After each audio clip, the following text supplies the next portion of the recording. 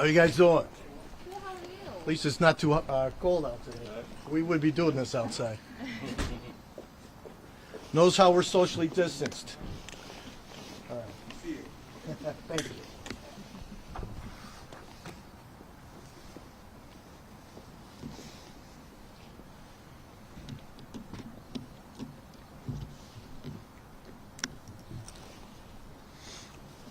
We good? Matt, we good? All right, let me take this off. All right, good afternoon. Want to bring up a case that we're just finishing charging on and go over it with you. An extensive Sheriff's Police cold case investigation has led to murder charges against a Michigan woman for the deaths of her two newborn twins, which happened 17 years ago. Antoinette Briley, 41, of Holland, Michigan, was charged Friday with 2 counts of first-degree murder for the deaths of their sons. On June 6, 2003, the victims were discovered by a waste management employee who was emptying trash bins in the alley at a 4800 block of South Latrobe Avenue in unincorporated Stickney Township. She saw the bodies in the front bucket of her garbage truck. A subsequent autopsy determined that the victims were born alive and died of asphyxiation, and the deaths were ruled homicides. Sheriff's Police conducted a thorough investigation at that time, but the case remained unsolved. In 2018, Sheriff's Police reopened the case and utilized DNA from evidence recovered from the scene in an effort to identify the birth mother using the latest developments in genetic genealogy. A breakthrough from that research and subsequent investigations allowed detectives to eventually identify Briley as the victim's potential birth mother. As part of the investigation, Sheriff's Police detectives traveled to Holland, Michigan, and obtained discarded items with Briley's DNA, which was then matched to the DNA from the victims. On Thursday, Sheriff's Police learned that Briley was in Cook County and took her into custody after a traffic stop in Oak Lawn, Illinois. Briley was transported to the Sheriff's Police headquarters here in Maywood, where she admitted post-Miranda to her involvement in the birth, death, and disposal of the 2 deceased infants.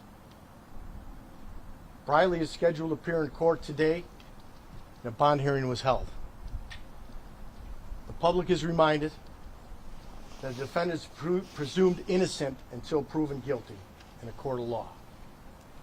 There's a few things I want to mention. The people that worked on this case. First of all, I want to go back 17 years ago. The detectives and the police officers, the sheriff's detectives and the sheriff's police officers worked hard on this case then. It was never gone.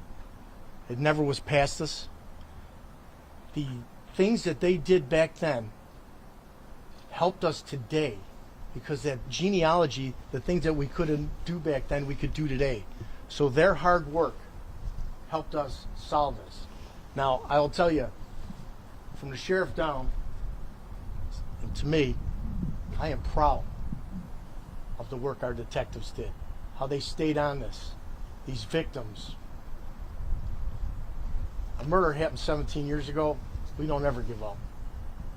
These detectives took it upon themselves to use today's technology, things that they got today, to get it done, and they did a great job. Detective Ginny Jordanis was the lead detective.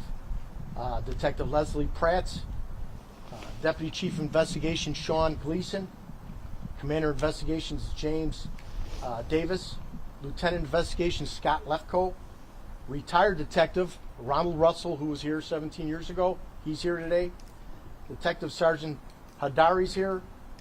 Chief Marlon Parks, First Deputy Chief Terry Tabb, and Director Arunas Benitez. I just want to tell you guys, we are here today, and we are out here talking to you because this was a lot of investigative work, good work. done by our detectives on this. And I said it once, I'll say it again. I'm damn proud of them. Now, who else helped us on this? The FBI helped us. The Illinois State Police helped us. Cook County State's Attorney's Office. Northeastern Illinois Regional Crime Lab, where we put the DNA. The Tennessee Bureau of Investigation. The Wisconsin Fusion Center. And the Michigan State Police. This is everybody working hand in hand. That's what police work's about. That's what we did. And I guess we can go to questions then from there. I know we all have a lot of questions. Sure. Did you say why? Well, without getting too far into that, we'll have one of the detectives talk to you about that. But as for a reason, an apparent reason, like I did it for this reason, I didn't get any of that in the paperwork I've read so far. So in terms of your old investigation, so did we know, what was her connection 17 years ago? Was she a resident in Chicago 17 years ago? And if not, did you all know that you were focusing on a suspect in Michigan? We did not notice we were on a suspect in Michigan. That's all happened from the genealogy that the detective will talk to you about. We did ascertain that she lived within about 1.5 miles of where the bodies were found. So you said that you guys got, learned that she was in the area in Cook County and Oak Lawn. Was she like visiting family or? We knew once we had developed probable cause for an arrest, we were keeping an eye on where she was at and if she was coming back into Cook County.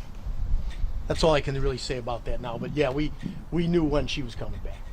Can you talk a little bit more as to the new testing with advanced technology, like its developments in the genetic genealogy? Can you tell us a little bit more about that? Yeah, our detective's going to jump up and talk to us about that. We can do that when we get into that. Are there any more general questions you'd want me to answer before we have the detective come up and talk to you about that? Because you're hitting it right on the head. The DNA and genetics, that's what made this case. 17 years ago, we wouldn't have made this case this way. I have a general question. Sure. How unusual is this to solve a case that is 17 years old? Well, I've been doing this a long time, and I've done some of the work that these are fantastic people have. It doesn't happen all the time. It's usually good, hard work. I've seen it happen in places, but just think about going back 17 years. You know, how much gets dropped off. There might be people that you interviewed back then that are no longer here or findable. It's tough, and that's why we're bringing it to your attention. This is great work by the Cook County Sheriff's Police Department, the detectives that work there. People behind me, I'm just telling you, I was watching them doing it. They're doing great. So thank you for that question. Anything else? And describe to me the mood as these developments were made. I mean, I'm sure it's a little bit more nuanced because on one hand, there's a celebration for developments, but on the other hand, it's still the loss of two very, very young, innocent lives. 2 twins died 17 years ago. We handled the case back then. We felt a void because we couldn't find out who did it. But the thing is, with police and following up, we never give up. And you can see they took it upon themselves, knowing that we can run DNA in different manners today, to do that, and they did it. So yes, 2 infants died 17 years ago. Okay. Would you mind saying your name and spell it just in case someone looks at this later? Okay, it's Leo Schmitz, Chief Leo Schmitz, Leoschmitz.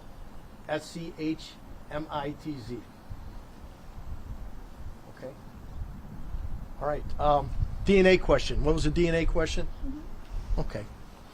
Ginny, want to come up and handle that? Let me grab that. That starts blowing away. Just.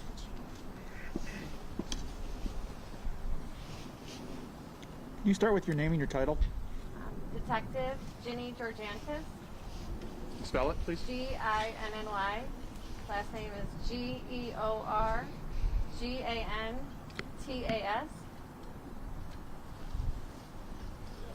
Can you talk a little bit more as to the new DNA testing. Obviously, 17 years ago, technology and testing wasn't as advanced as it is now.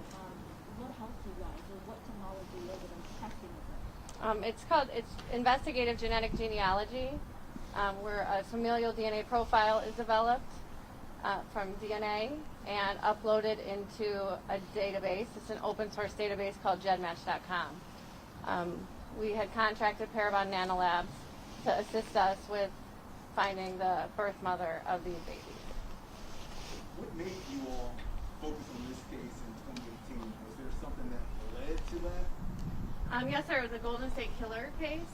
Broke through genetic genealogy. It was the first case that was solved through genetic genealogy. So I had approached the Deputy Chief of Investigations, Sean Gleason, after that happened and asked him if we could open the case. He said yes. So we had then, the Sheriff's Department supported us in contracting Parabon Nanolabs. So you kind of got the ball rolling on this. So how do you feel knowing that it's resolved in this way? I'm happy that there's closure for the twins. You know, there was nobody fighting for them. So I am happy that, you know, we've identified who did this to them. And it's kind of a surreal feeling. Detective Georgiantis, I just want you to explain the request. Right. Thank you. Thank you. I'm sorry. I just want you to explain a little bit more of the process. I can imagine all of our viewers saying, 17 years, why did it take so long? And so if you could allow me to play devil's advocate for a moment, talk about your process. Why 17 years in dealing with something like this? Was there no family member or relative or friend who says, hey, this woman had 2 kids, we knew she was pregnant, and now these 2 kids are gone or they're missing? Nobody sounded the alarm? Here, let me answer that one. We didn't know. We didn't know back then. We had no idea at that time who these kids were tied to. So it's almost, they're thrown in that garbage can. The waste management, the woman that was working for waste management, great job identifying that, or we would have never knew this happened. Interviews, we did, back then, looking back, we did multiple interviews up and down the block, you know, checking, doing canvases, but we didn't get anything back then. That's why this case now jumping that way is so good. And let me bring up Deputy Chief of the Detective Division, Sean Gleason. Sean, you can answer some of those questions too.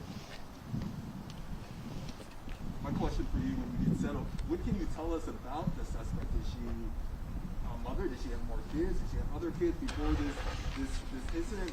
Married? Have you reached out to other of her family members? We've, to answer your question about, she does have a child, yes. She has a daughter. We are continuing the investigation. We are talking to everyone that we feel would have been related to her and trying to find out as much as we can to keep this thorough investigation going. Do we have any leads on what a potential motive might have been? Motive for the offender to do this? I believe that's going to come out in court, most likely. I wouldn't want to comment on any of that right now. When she was arrested, can you talk about her state? Was she surprised? I mean, after 17 years, she probably thought she's going to get away with this. Yeah, my description was she's distraught, definitely. Emotional, yes. Detective, if you don't mind, can you just, look directly into our cameras and specifically say, what is your appeal to, I guess, folks even in other states, that you all had to work through other states to go through this? I'm still baffled by the fact that these are 2 kids, nobody sounded the alarm. If somebody in my family was missing, I would say something. Other folks would say something. And so can you speak to that a little bit more? I agree. It's human to think that way. We had a tragedy. I can't describe it more succinct. We have a tragedy of 2 newborn infants dumped in a garbage can, dead, and no one comes forward. We worked as hard as we could to get to this point, to get to this day, to where we're at. A tragedy, absolutely a tragedy. there other cases where you all are looking at DNA and trying to use the new technology to solve some of your past cold cases? I think we have to do that now, and with the success that we've had, and looking at nationwide how it's happening, it's inspiring for us to have this and know that we can turn to this as a tool going forward. This same kind of technology that led to this latest development and that led to the Golden State Killer developments, have we seen other cases being cracked as a result here in Illinois due to the same technology, or is this among the first? I do not know the answer to that. Okay. I'm sorry. There are cases being worked now, not just by the Cook County Sheriff's Department, but by other departments within the state of Illinois. Yes, we're going backwards on cases now that we had DNA, and not to get too far into it, but there's a consumable amount of DNA, and we got to make sure if we're doing these cases, we do them the right way. But there are other departments that are actually doing what we're doing now on cases that they've dealt with. Can you give us a ballpark? No, I couldn't give you a ballpark, but having known or talked to other people that do this, we know that other people are doing it too. This case being pushed by this, and there'll be other cases. Absolutely, you guys will be hearing other people doing the same thing. Cases solved this way. But once you get this information, then the interviews that our detectives did were fantastic. Leslie Pratt, Detective Leslie Pratt, and Detective Ginny Georgianis, they did an excellent job interviewing on this. And not only it is the DNA end, the genealogy end, and the things that we're going to be doing 10 years from now that we're not doing today, it always takes into consideration the hard work that the detectives do. You still have to make a case, and you still have to talk to people. And they did an excellent job of that. And I just want to let you know that for the last few weeks, just watching them work up there, it was a joy every day to hear what they're doing. So that's why we're here. What's the status of the daughter? I couldn't hear you, ma'am. The status of the daughter. You said that this woman has a daughter. Yeah, we can't speak about her daughter. As far as we know and everything we've seen, she's fine and no problems with her. From the limited information we got. The investigation, just so everyone knows, is ongoing.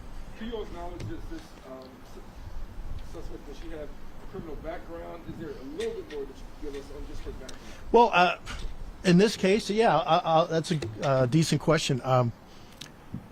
It's not extensive. It is an extensive background.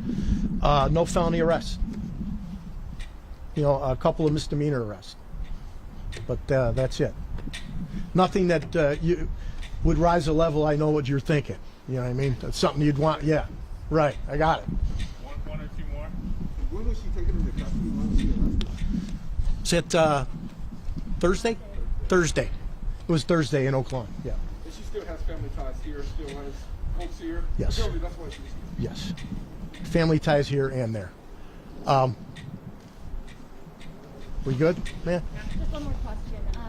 With the genetic genealogy, so with the new DNA evidence that you guys have, you guys like put it into the system, and then it comes up with like a profile. CODIS. CODIS, and you can look that up. It's something you'll be using a lot in the future because we do. The CODIS system is how the DNA hits. Okay, we appreciate you guys coming out here, and I can't say it enough. From the sheriff to all of us, we're very proud of our people and what they did, and more importantly, we're glad that those two twins, it's been resolved, and we have found out who killed them. So, thank you. Can we get your name? I don't believe we got your name. Terrence Tam, Oh, sorry. The gentleman behind you. the detective. That's Sean Gleason. Do you mind spelling that? Yeah, Detective, go ahead, tell him. I was going to tell him, but I didn't like to My name's Sean Gleason, SeanGleason, like Jackie Gleason. Okay. One last question. Any idea on the father? It's ongoing. Thank you. Thank you very much.